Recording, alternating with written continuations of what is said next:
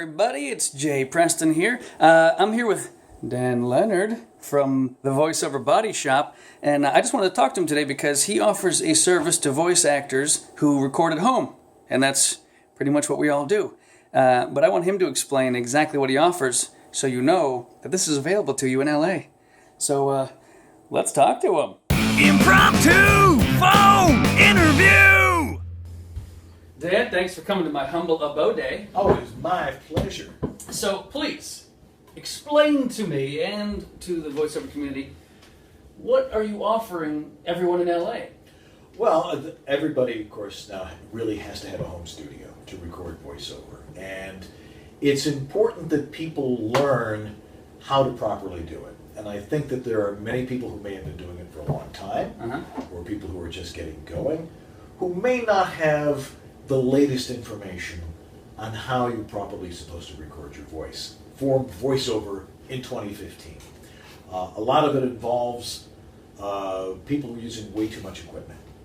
This is a very simple process. As we like to say, it's not rocket science. It's simply a matter of using a microphone, this transducer thing, that takes the physical sound of your voice, air molecules banging onto each other, going into the diaphragm of the microphone, creating a little electrical current that goes into something that will take those electrical impulses and turn them into ones and zeros, which is the ones and zeros that your computer understands as sound. And what's happening is people are over-complexizing it. They are overthinking the process, thinking that I have to make it sound like I'm on the radio, or I'm on TV. Or I'm in a studio. The fact of the matter is in your home studio, or what we like to call a personal studio. Personal studio. That's not what you're trying to do at all. You're trying to recreate you, or capture you, as you exist, so that when someone listening to it on the other end hears it, they're hearing you as you exist. Right. That's who they're hiring. They're hiring your performance. They're not hiring the audio quality. The idea is not to make you sound great, it's to make you sound like you. Like you. And that's a humongous mistake that a lot of people make. Unless you're doing promo, in case you're like right up to a 416 or something like that, coming up next. Yeah. You're a performer.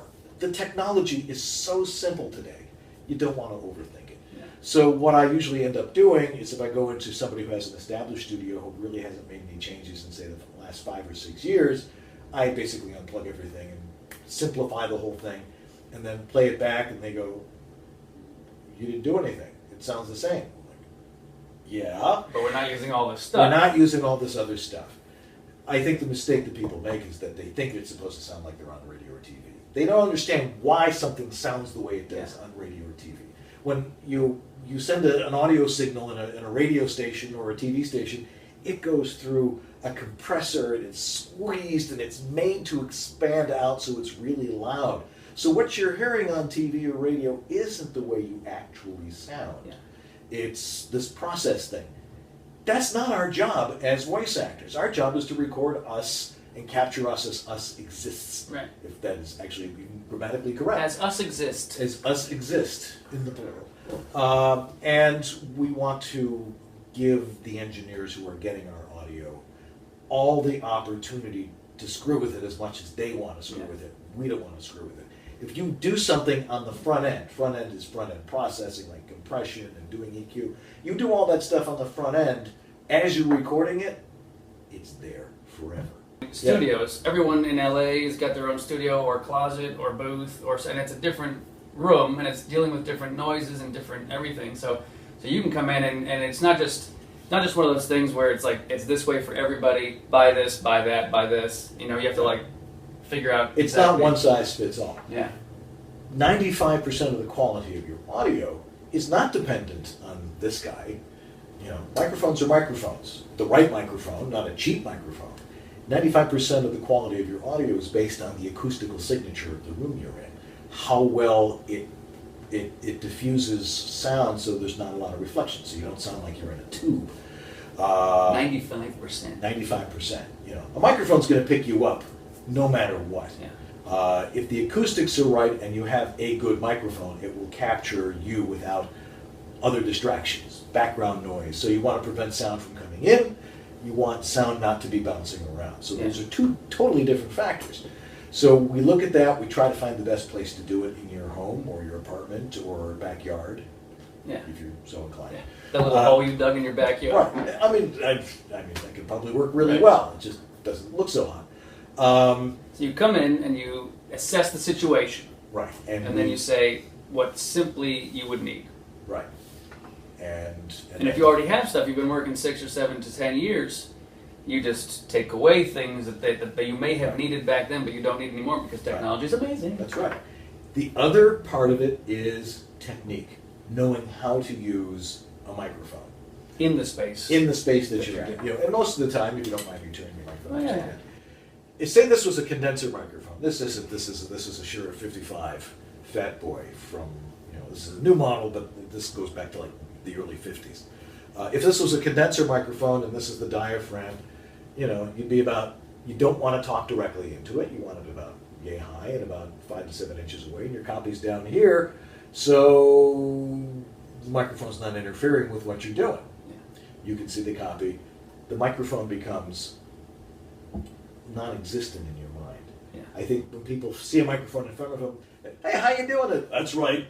They think the microphone is this magical thing, and it really isn't. And we try to uncomplicate it, and that's what I do. Is I'll teach you how to do proper modulation, how to use your microphone properly. Listen to your audio so it sounds the way it's supposed to sound. I think a lot of people they say, I want it to sound great. I want to hear all the bass. I want to hear how rich my voice is. The problem is that, and I tell people this, is you don't hire you. So if you don't know what it is you're supposed to sound like, except that you think it sounds great, you may be totally screwing yourself. And some producer's going to listen to it, on to the next one. Yeah. It should be clean, it should be, no background noise and no room reflection. And there are techniques, and I can show you how to do that. So he's going to show you techniques. So how can they find you? They can find me at my website, which is homevoiceoverstudio.com. What a concept. I put it in the comment section. Yeah. And there's a contact me there. And if you have some audio, if you go to the bottom of the page, there's a large specimen collection cup. You click on that, it's a drop box, and you can send me a raw piece of your audio, let me listen to what's going on. If I think it's fine, I'm like, don't worry about it. Yeah. If you have some serious flaws, then perhaps we can schedule a consultation, and I can help you out. Fantastic. Well, this man, use him. He's here in LA with us, so bring him to your house. He's on call. Sometimes you have a problem. You fix a lot of problems, people's last-minute problems. Oh, yeah. Yeah, so what a guy. Thank you so much for joining us. Yeah, and make sure you watch VoiceOver Body Shop Monday nights at VOBS.TV. VOBS. Ta-da. Thanks for tuning in again. I think it's great that I had Dan do a phone interview because, as you can tell, the audio sucks. Till next time. Impromptu phone interview.